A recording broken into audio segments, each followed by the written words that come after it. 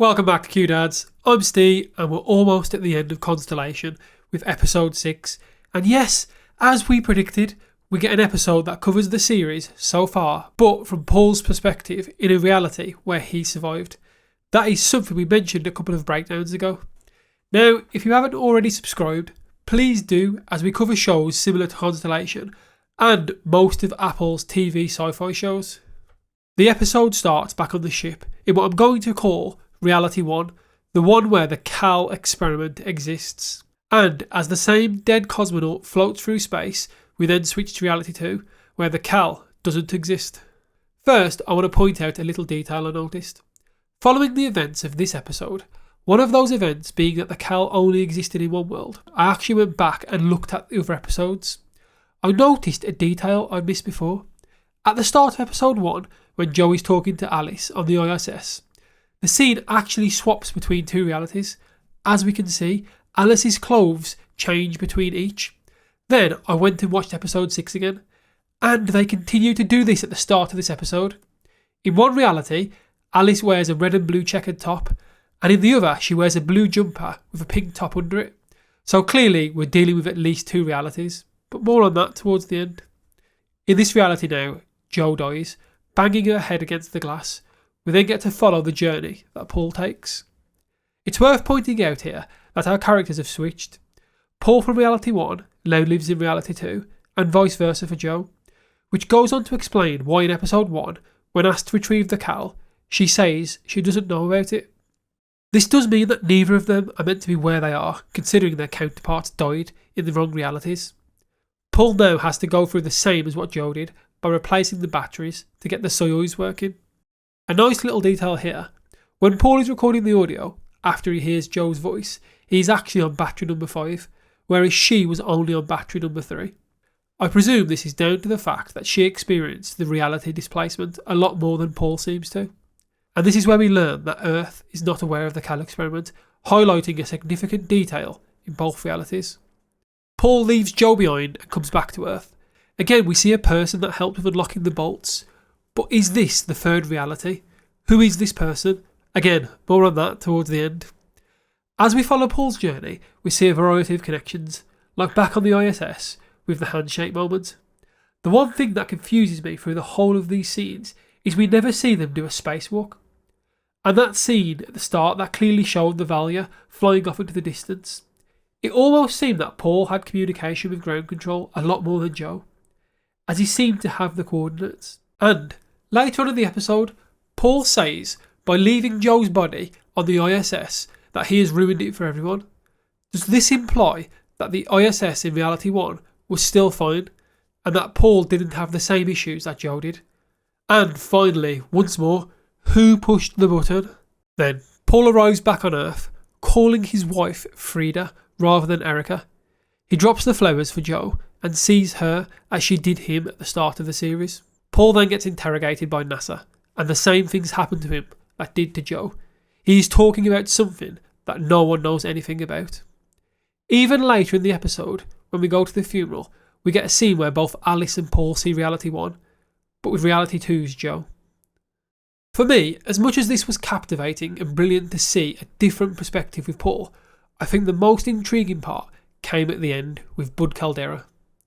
Now, Paul confronts Bud about the Cal experiment and Henry. Now, they did mention earlier in the episode that the Cal experiment was shut down 12 years prior, meaning the program stopped after Bud probably realised he couldn't continue Henry's work. Although I question if Bud was even part of the work, as the ESA director said that Apollo 18 was their biggest failure, and it seems Bud never fully went back to creating things. However, I do think it was nice to get more information on both realities though. Confirming in Reality 1 that Henry and the other astronauts all came back alive, and I'm pretty sure in a previous episode someone said to Jo they didn't all survive. After a bit of a heated argument, Bud then pulls out a gun and presumably shoots Paul. I think this is all before the events of episode 5 where Bud makes Henry wet himself. I think the meeting with Paul finally makes Bud realise that the realities can be manipulated. Following that, I have some outcomes. The first option is that Paul dies and won't be able to go back to the correct reality, and that will stop Jo changing reality, This all going on the logic that you have to swap with someone to change reality. Or the second option is that Bud doesn't kill Paul, and in some fight, Paul manages to take the weapon and kills Bud, meaning Henry can't return to the correct reality. Or is there even a third option, like with 3 realities, and was Paul always meant to die, as the title of the episode suggests, and this was the universe course correcting itself to ensure he died, and will the same thing happen to Joe? Now, overall, even though there wasn't a lot of new information given in this episode, I really enjoyed it. I think having a fresh perspective of Paul's series of events nicely tied up those questions as we got to see the other side of things. One of the bigger questions for me is who is the third person?